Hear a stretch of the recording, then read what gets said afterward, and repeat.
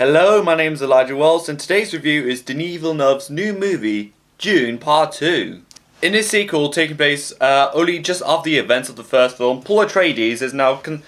joining up with the Freemen, who are essentially the nomads of the planet of Arrakis, and to basically seek revenge to all the conspirators who conspired against him and destroyed and wiped out of the face of Arrakis his house of Atreides. The director Denis Villeneuve has been already building up massive amount of anticipation for the new Dune movie ever since the first one came out in 2021. Of course, the movie was originally going to come out in October of 2023, but unfortunately due to the actors and writers strike, that pretty much saw a lot of films being released around that time doing poorly in the box office, and the actors not being allowed to promote the movie. And that, of course, being delayed till around March of this year, of course, or only just released recently.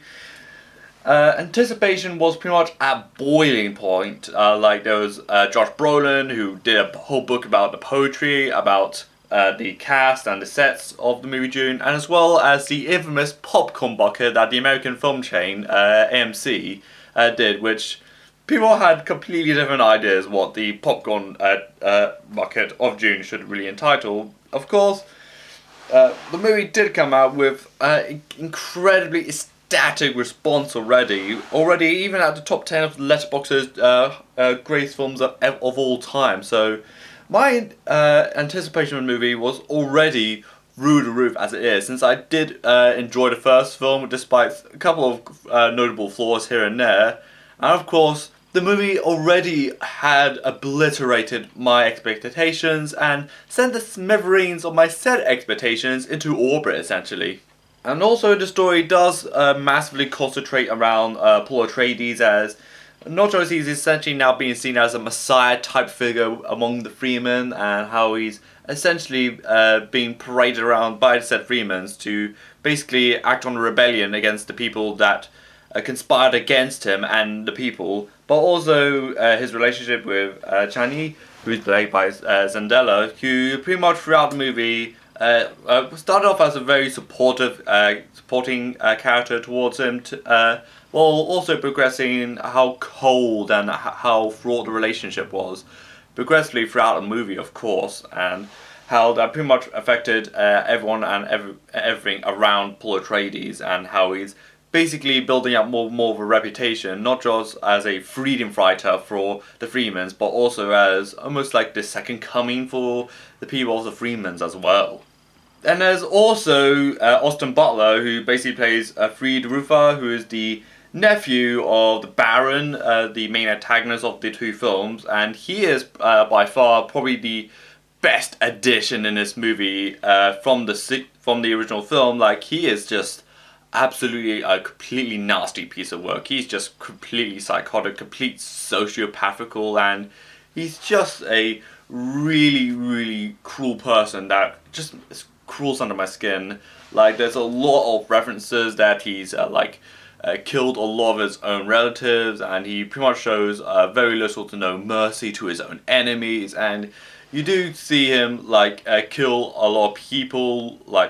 either both off-screen and on-screen as well, to pretty much show his absolute might of a villain, and not just as a henchman to the Baron, and after, of course, the Baron has fallen out with Rabban being Dave Bautista's character, but also as probably a villain that definitely stood out of his own. Like, even if you ignore the Baron and anything that's going around in that area of the story, he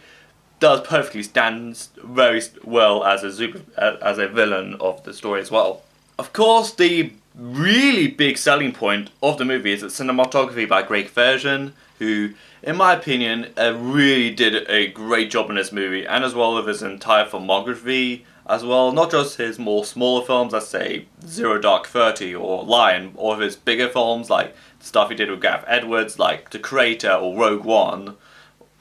And also, this is the reason, and of course the Dune movies, of course, and I think this is why he usually blends his own photography and cinematography to an extremely extraordinary extent. Like, he blends a lot of elements of more industrialized architect photography as well, and as well as some very gorgeous CGI shots that are incredibly beautiful to look at, and some natural stuff of the desert dunes that will sprawl for miles and miles on end. And of course the color scheming,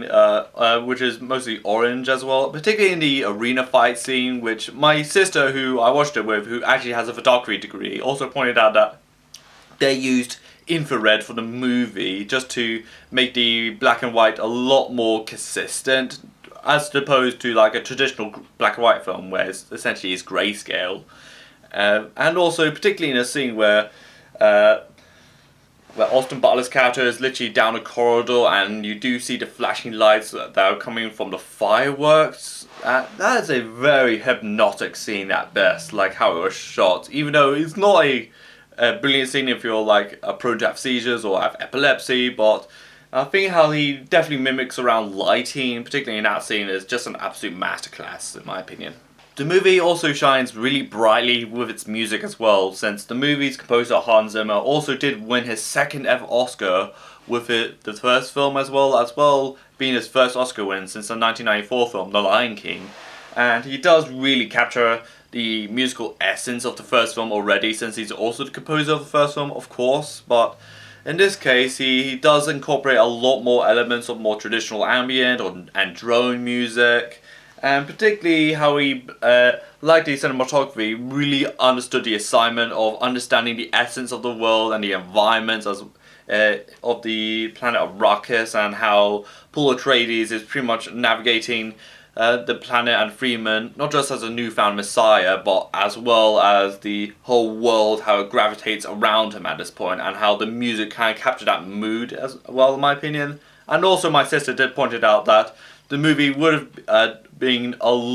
music would have been a lot more elevated if they include the Sting's song Desert Rose, who was in the original movie from 1984 by David Lynch. And even the designs in the movie are unbelievably unparalleled in this movie. And the elements of what I call a form of surreal architectism or surrealist architectural designs in my opinion. But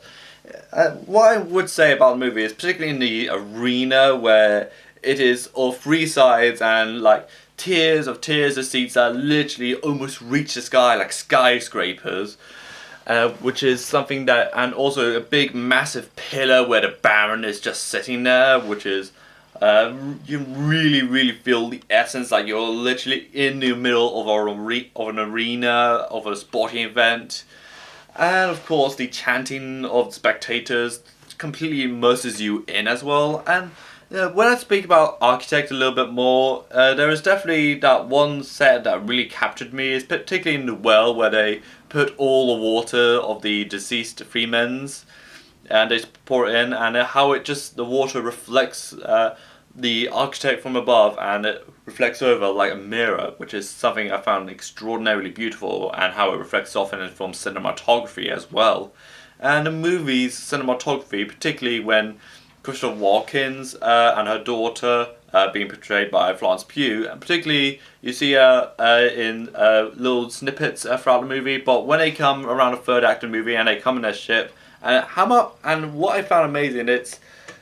how they use lighting with the architect, which is basically a cross or an X sign, and Christopher Walken is literally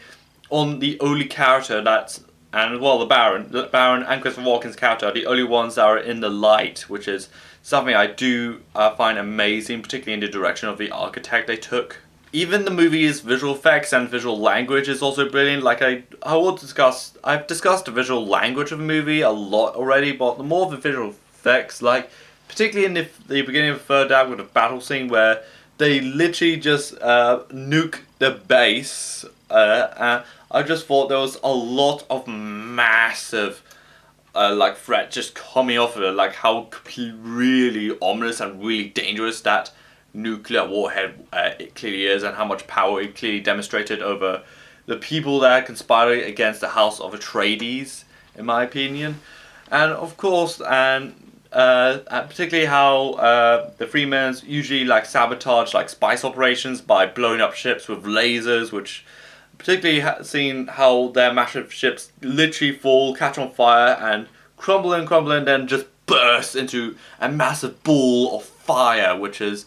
something I really just I feel like it's just pure eye candy for my imagination. Like, this is just a really satisfying thing to look at. Like, just seeing something like fall far away from the distance, just crumble in, then just burst all the way out, which is again really satisfying in my opinion. And also with the scene involving a sandworm when Paul rides one for the first time, like, you do feel like the ever-present threat of the sandworms, particularly from the first film, but this one is pretty much elevated as it's slowly, then quickly, just approaching Paul Atreides. Then he has to like grapple onto it while he's like dangling like a ragdoll. Then he finally got around to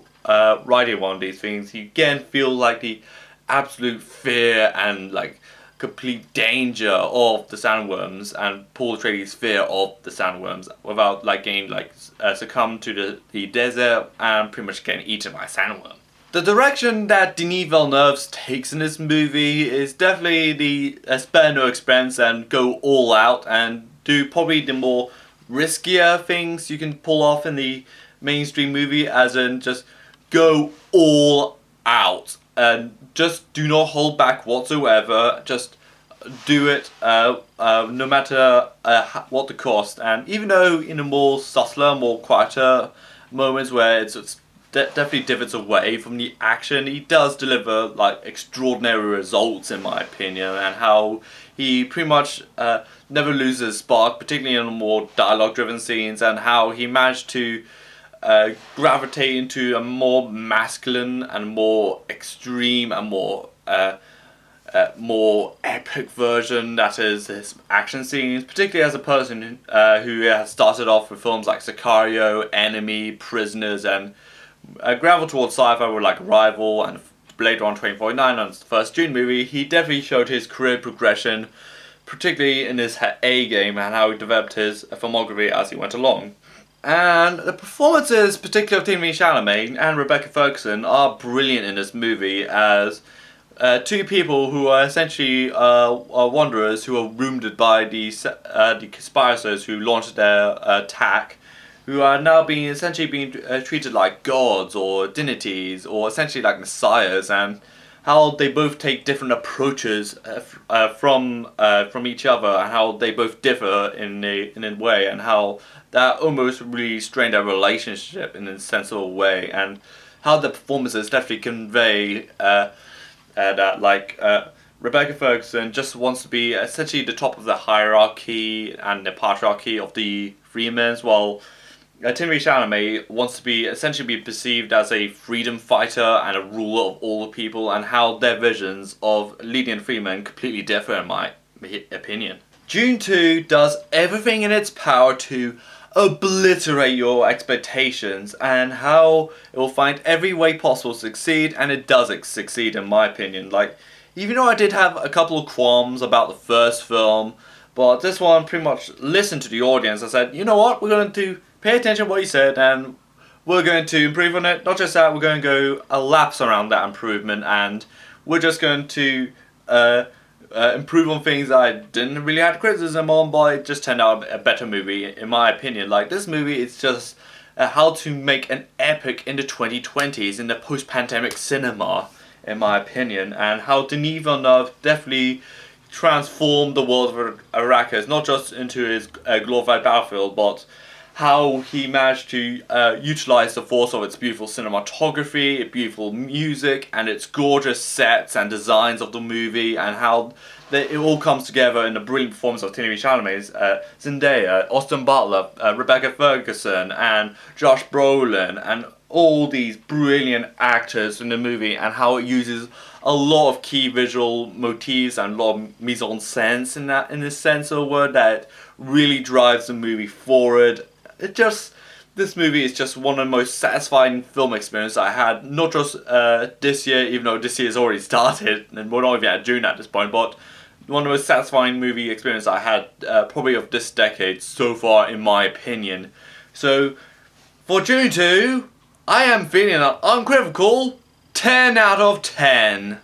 So, what do you think of Dune Part 2? Let me know in the comments down below. Follow me on Twitter and Instagram and Letterboxd, and subscribe and like this video. And this is Elijah Wells, and bye!